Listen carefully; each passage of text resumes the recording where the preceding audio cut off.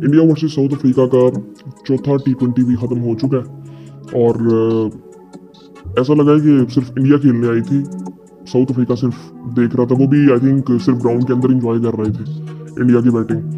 I think ये बदतमीजी है अब इंडिया की तरफ से साउथ अफ्रीका के साथ। बिल्कुल भी आई थिंक कहीं पे भी लगा नहीं कि साउथ अफ्रीका जीतना चाह भी रहा है या खेलने भी आया है। वैसे लग रहा है जैसे आप बहुत ही आई थिंक जो पहली दफ़ा इंटरनेशनल क्रिकेट खेल रही हो एक टीम, और एक टीम ऐसी हो जो कि टॉप की टीम हो, जो कि इंडिया की तरफ से नजर आया। बिल्कुल इंडिया ने पहले बैटिंग की और 2-3 बंदों ने बैटिंग की सिर्फ।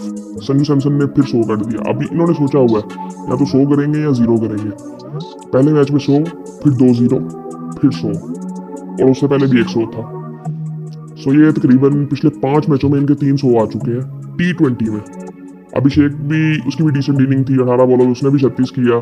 संजू सैमसन नॉट आउट थे 109 पे, 56 बॉलों में उन्होंने 109 किया, 9 छक्के मारे, 4 चौके मारे, 194 का स्ट्राइक रेट।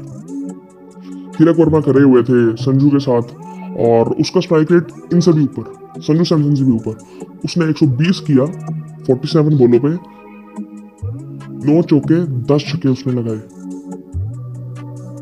ये आई थिंक जब वो बैटिंग कर रहे थे तो वो लग ही नहीं रहा था। संजू सैमसन को भी तो अगर देखो ना तो वो तो ऐसा लगता है कि वो काम एंड कंपोज, उसको पता है कि यहाँ तो मुझे पक्की बॉल मिलेगी तो मैंने उसको पे छक्का मारना है और वरना मैं आराम से सिंगल डबल लेता रहूंगा। लेकिन सिंगल डबल वाली भी इतनी कोई बात थी नहीं, 6 चौके उसने 9 छक्के भी मारे। सो लेकिन आई थिंक जो साउथ अफ्रीका के साथ हुआ है, मुझे तो समझ ही नहीं आ रही कि क्रिकेट इनकी जाग इस तरफ रही है।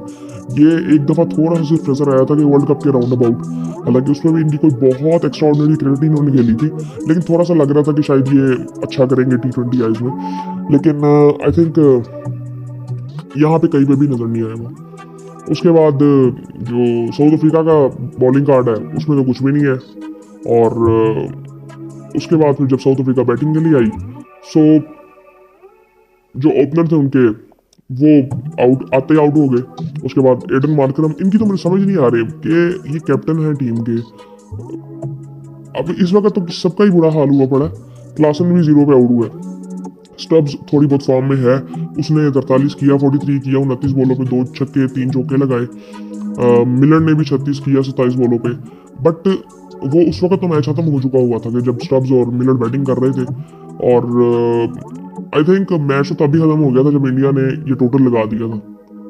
सो आई थिंक उसके बाद कहीं पे भी कुछ ना। मार्को जेंसन ने 29 किया 12 बॉलों पे 3 छक्के 2 चौके लगाए। सो उसके बाद कोई फिर इतनी खास कोई इनिंग नहीं है। 148 पे ऑल आउट हो गई थी टीम। और इंडिया की तरफ से अगर देखें तो अर्शदीप सिंह ने 3 आउट किए 3 ओवर्स में 20 रन देके। हार्दिक पांड्या ने 1 आउट किया 3 ओवरों में 8 रन देके। रमनदीप सिंह ने वो चौथा ओवर अभी कर रहे थे, 42 रन दिए, 1 आउट उन्होंने किया। वरुण चक्रवर्ती ने 4 ओवरों में 2 आउट किए 42 रन देके। रवि बिश्नोई ने 3 ओवरों में 28 रन देके 1 आउट किया। अक्षर पटेल ने 2 आउट किए 2 ओवरों में 6 रन देके। सो आई थिंक बिल्कुल भी आई थिंक ऐसे लग ही नहीं रहा था कि 2 ऐसी टीमों का मैच है जो कि क्रिकेट को बहुत अच्छे तरीके से आई थिंक समझती हैं और उनके मुल्क में क्रिकेट खेली जाती है। ऐसे लग रहा था कि एक बिल्कुल कोई नई टीम है और एक बिल्कुल टॉप क्लास की टीम है। सो बिल्कुल समझ नहीं आई। इंडिया ये सीरीज जीत चुका है 3-1 से। और वो भी आई थिंक पता नहीं कैसे जीत गए थे दूसरा मैच साउथ अफ्रीका वाले, वरना आई थिंक कहीं पे भी इंडिया ने चांस दिया नहीं है। पहला मैच भी बिल्कुल वन साइडेड था। उसके बाद जो तीसरा मैच था वो भी बिल्कुल वन साइडेड था। और अब ये वाला मैच है, इस पे तो आई थिंक साउथ अफ्रीका कहीं पे नजर भी नहीं आया मेरे ख्याल से। 148 पे ऑल आउट हो गए, तकरीबन 300 इन्होंने खा लिया था। और 15 ओवर्स में I think 215 I think India ने कर लिया था, तो लग रहा था शायद 300 भी हो जाए।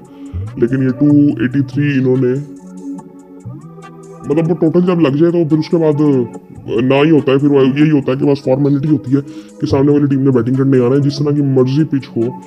और आई थिंक एक दूसरी चीज़ जो मैं पहले भी बात कर चुका हूँ पिछली कुछ वीडियोस में, कि ये जो कंडीशंस होती थी ना पहले, ये साउथ अफ्रीका की हो गई, ऑस्ट्रेलियन कंडीशंस, न्यूजीलैंड की हो गई, ये पहले एशियन टीमों के लिए ऐसा लगता था कि बहुत ज़्यादा डिफिकल्ट है, जो कि आई थिंक अब बिल्कुल भी ऐसा नहीं है। और एशियन टीमें बड़ी कंफर्टेबल होती हैं, बाउंस उस तरह से नहीं है पिचेस में, उस तरह से आई थिंक तंग नहीं करता एशियन टीमों को। आई थिंक मुझे लगता है कि पिछले कुछ टाइम में अगर आप ये देखेंगे पाकिस्तानी टीम में भी आप ये देखेंगे और इंडियन टीम में भी, कि जो एक बात की जाती थी कि एशियन टीमें जो है वो जो पीछे का बॉल होता है, बाउंस होता है, बाउंसर्स को अच्छा नहीं खेलता, शॉर्ट बॉल्स को अच्छा नहीं खेलता। सो वो आज की क्रिकेट में बड़ा कोई ऐसा कोई थ्रेट नजर नहीं आता एशियन टीमों के लिए। मतलब पाकिस्तान को भी अगर देखें पिछले 4-5 सालों से मुझे लगता है कि डिसेंट ही पाकिस्तान खेला है, वरना पहले बात की जाती थी स्पेशली जब 2017 की चैंपियन ट्रॉफी से पहले, उससे पहले जो लॉर्ड थी उनके बारे में बात की जाती थी कि जी बिल्कुल भी आई थिंक शॉर्ट बॉल तो ये बिल्कुल भी खेल ही नहीं सकते ना। और उस वक्त भी आई थिंक शॉर्ट बॉल होता था तो हम बिल्कुल पकड़े जाते थे, मतलब चांस ही कोई नहीं था कि हम उस पर कोई अच्छा खेलते।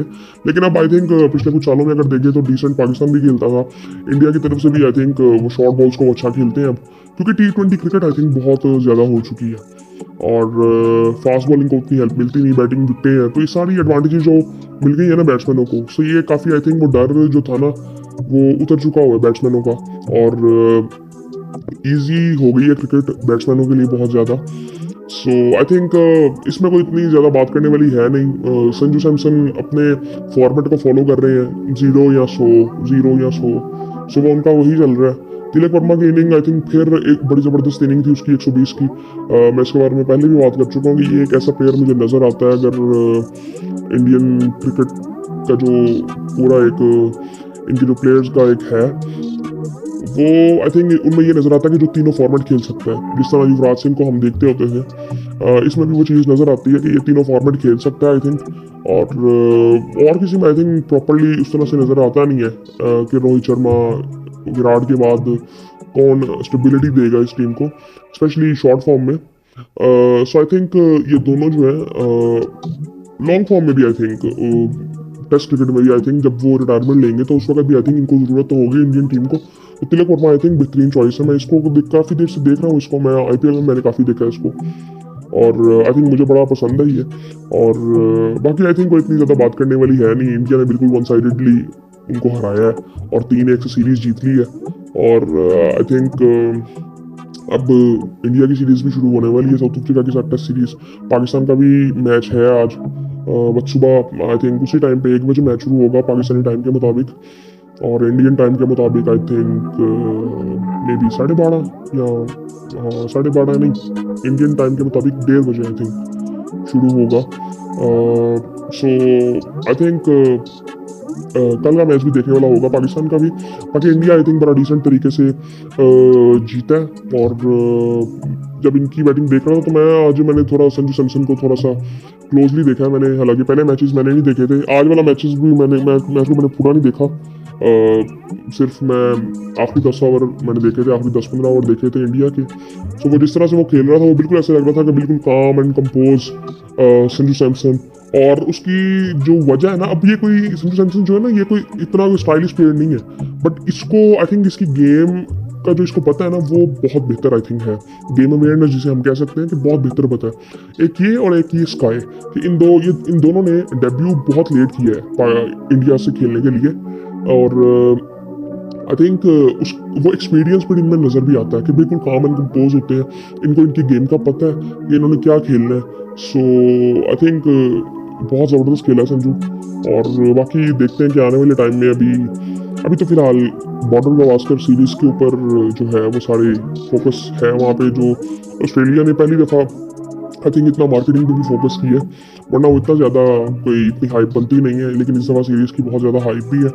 देखते हैं उस सीरीज़ का क्या होता है, लेकिन बड़ी इंपॉर्टेंट सीरीज़ है WTC को देखते हुए कि उसमें काफ़ी चीज़ें आई थिंक डिसाइड हो सकती हैं कि कौन सी टीम आगे जा सकती है। सो उसके बाद काफ़ी क्लैरिटी आ सकती है कि कौन सी टीम फाइनल खेलेगी। ऑस्ट्रेलिया इंडिया में से भी कोई हो सकता है, इसके अलावा भी कोई हो सकता है, तो ये सीरीज़ बड़ी इंपॉर्टेंट है ओवरऑल सबके लिए। और आई थिंक मुझे लगता है कि ये शायद ऐसी सीरीज हो सकती है कि जो कि एशेज से भी ज़्यादा देखी जाए होगी आई थिंक, क्योंकि इंडियन ऑडियंस इसके साथ अटैच होगी, और मे बी रेवेन्यू में भी आई थिंक ये टेस्ट मैचेस बहुत ऊपर चले जाएंगे, और आने वाले टाइम में आई थिंक ये सीरीज़ तो एशेज से बड़ी होने वाली है अगर इंडियन क्रिकेट जो टेस्ट क्रिकेट है उनकी वो इसी तरह आगे चलती रही तो, क्योंकि विराट और जो रोहित शर्मा है, अब उनका भी टाइम आई थिंक वो मे बी रिटायरमेंट वो WBC के फाइनल के बाद ले लें अगर वो वहाँ पे पहुँचते हैं तो। और इसके अलावा आई थिंक ऑस्ट्रेलिया की टीम में भी अगर हम देखें तो इनकी उम्रें, ये पैट कमिंस वगैरह, इनकी आई थिंक अभी मिचेल स्टार्क, अब इनका पता नहीं इनका आगे क्या प्लान है अभी। इनकी उम्रें तो आई थिंक अभी हैं कि आई थिंक 3-4 साल तो खेलेंगे एटलीस्ट मेरे ख्याल से। Maybe Stark I think ना हो सके, लेकिन पैट कमिंस आई थिंक अभी उसकी एज इतनी ज़्यादा नहीं है और हेजलवुड की भी। सो आई थिंक बड़ा इंटरेस्टिंग होगा आने वाले टाइम में। इस साल क्रिकेट वैसे ही बड़ी इंटरेस्टिंग रही है और बाकी फिर आपसे बात होती है।